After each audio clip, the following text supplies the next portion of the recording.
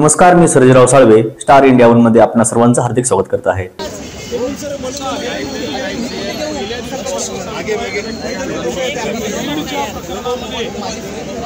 कोणालाही आम्ही सोडणार नाही। संबंध आढळले, ज्या प्रकरणात आढळले त्या प्रत्येकावर या ठिकाणी कारवाई करण्यात येईल। अतिशय कडक कारवाई करण्यात येईल। गुंडांचं राज्य आम्ही चालू देणार नाही। कोणालाही या ठिकाणी अशा प्रकारे हिंसा करता येणार नाही, खंडणी मागता येणार नाही। या दृष्टीने तपास अतिशय गतिशील केलेला आहे आणि त्यामुळेच आज त्यांना त्या ठिकाणी शरणागती पत्करावी लागली आहे। आता हत्येतले जे आरोपी फरार आहेत त्यांना पकडण्याकरता देखील वेगवेगळ्या टीम्स या पूर्णपणे कामी लागलेल्या आहेत आणि कुठलाही आरोपी आम्ही त्या ठिकाणी सोडणार नाही, सगळ्यांना शोधून काढू। आज स्वर्गीय संतोष देशमुख यांच्या बंधूंची माझी फोनवर चर्चा झालेली आहे।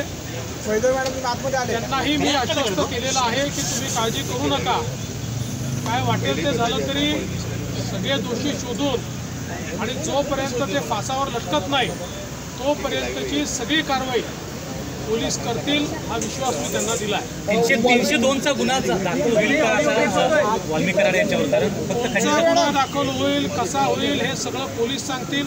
हे पोलिसांचं काम आहे। जे पुरावे आहेत त्याच्या आधारावर कोणाला सोडणार नाही हे मी स्पष्टपणे सांगितलेलं आहे। त्यामुळे या संदर्भात वेळोवेळी पोलीस निर्णय करतील, पोलीस ब्रीफिंग करतील। जाणीवपूर्वक ही केस CIDला देण्यात आलेली आहे, त्यांना पूर्ण स्वायत्तता देण्यात आलेली आहे। कोणाचाही त्यांच्यावर दबाव चालवून घेतला जाणार नाही, कुठलाही दबाव राहणार नाही।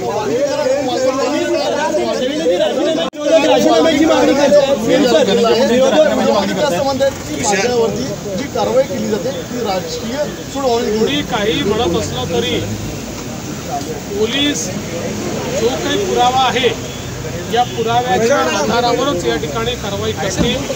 त्यामुळे कोण व्हिडिओ काय म्हणताय, कोण काय म्हणत नाही हा विषयच नाही।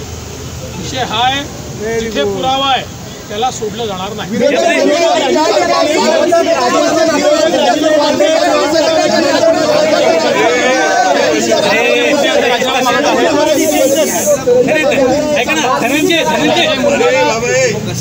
लोक एका वेळी बोलतात।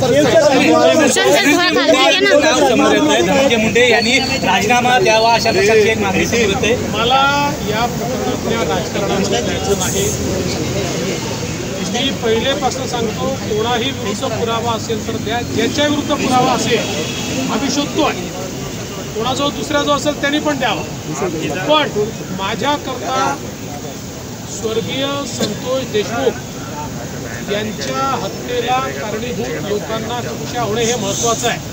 काही लोकांना केवळ राजकारण महत्त्वाचं आहे, त्यांचं राजकारण त्यांना लखलाप, त्यांच्या राजकारणाने मला वाटत नाही की काही फार त्याच्यात काही फायदा होईल। त्यामुळे मला कुठल्याही राजकीय वक्तव्यामध्ये जायचं नाही, त्याचं समर्थनही करायचं नाही, त्याचा विरोधही करायचा नाही। हे राजकारण त्यांनी त्यांच्या ठिकाणी करत राहावं। मात्र आमची भूमिका स्पष्ट आहे, स्वर्गीय संतोष देशमुख यांना न्याय मिळवून द्यायचा।